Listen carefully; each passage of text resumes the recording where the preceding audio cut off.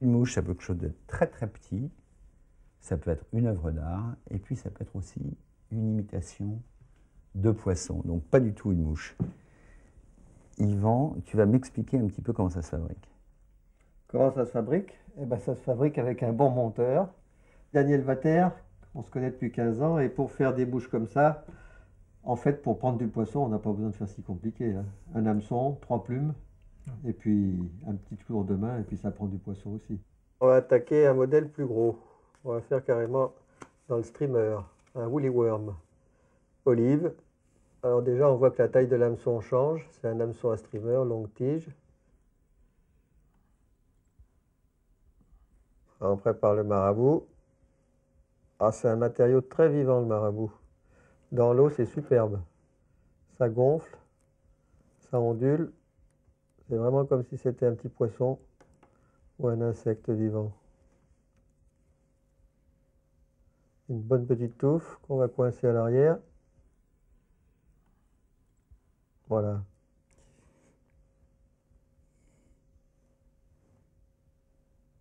C'est pas parce que les mouches sont grosses qu'elles sont plus faciles à faire, il ne faut pas croire. Enfin, à l'œil, c'est plus facile que sur un hameçon de 22, c'est sûr. Enfin, le travail est le même, hein. Faut être précis. Voilà, ce qui est important, c'est que le marabout doit être bien fixé. Et après, pour pas qu'il tourne. Il ne faut pas avoir peur de bien le fixer sur l'hameçon.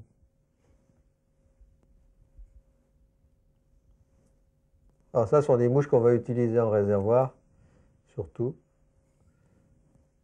Et j'ai remarqué que la couleur, le vert était très prenant en réservoir.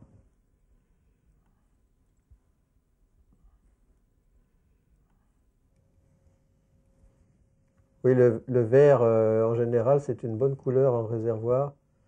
On a beaucoup de mouches. Ah, bien le fixer avec de la cyanolite. Hop là. Ça fume, hein. Ça sèche un peu. Ça pompe, le marabout, ça pompe beaucoup. Et puis là, on va attaquer la chenille. Chenille olive. Tu mets ton hack d'abord. Ben, on a déjà fait 5 ou 6 mouches, ça en fait une de plus.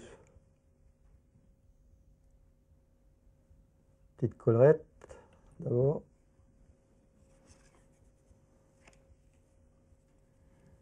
Voilà. Dénuder légèrement la chenille et on coince tout ça ensemble.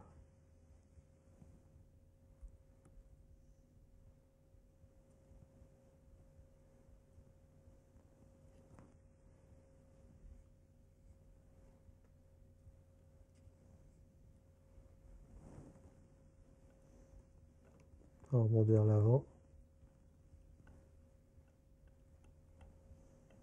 Hop.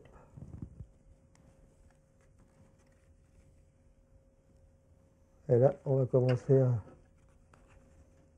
à tourner la chenille.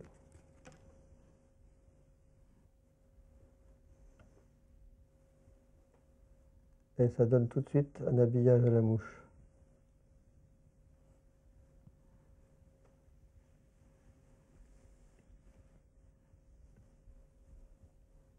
Voilà, il faut que l'hameçon soit bien serré dans l'étau, hein, parce qu'autrement,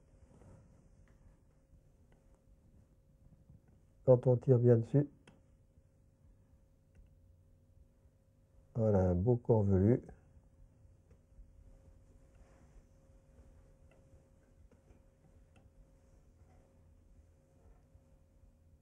On va fixer tout ça.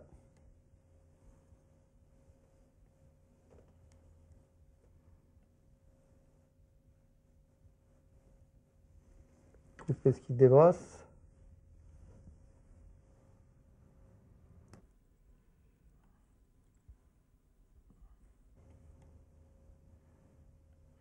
On est prêt. Et maintenant, quelques petits tours de hacle. Grizzly, un très beau grizzly. Toujours dans les coqs américains, les fameux saddles. Et voilà notre woolly worm qui prend, alors bien régulier, l'enroulement bien régulier. faut que ça fasse une jolie chenille. Voilà, et blocage. Et on est déjà à la phase finale.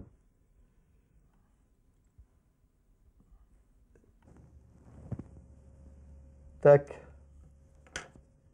Et demi-clé de finition. Un petit coup de vernis et on a fait une belle mouche. Un beau streamer.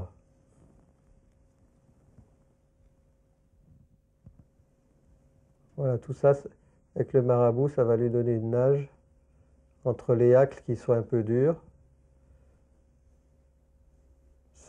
Ça navigue très bien dans l'eau. Avec une bonne animation, les truites ne résistent pas, en principe. Voilà, avec les mains, ça va aussi bien. Demi-clé avec les mains, voilà.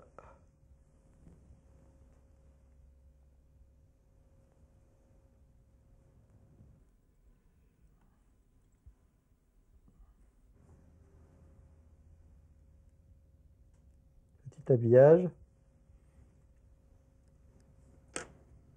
Ah bah dis donc, un petit coup de vernis. Et elle est prête pour faire un tour de piste. Tac.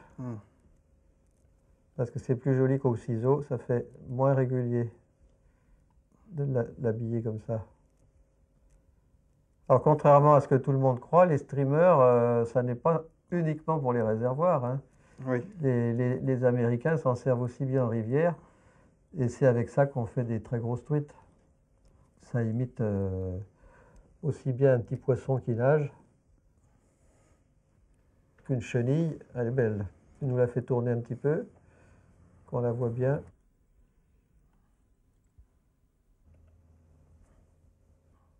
Ah oui, là, parfaite.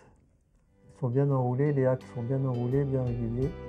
Ils brillent, hein, ce sont des axes sensationnels.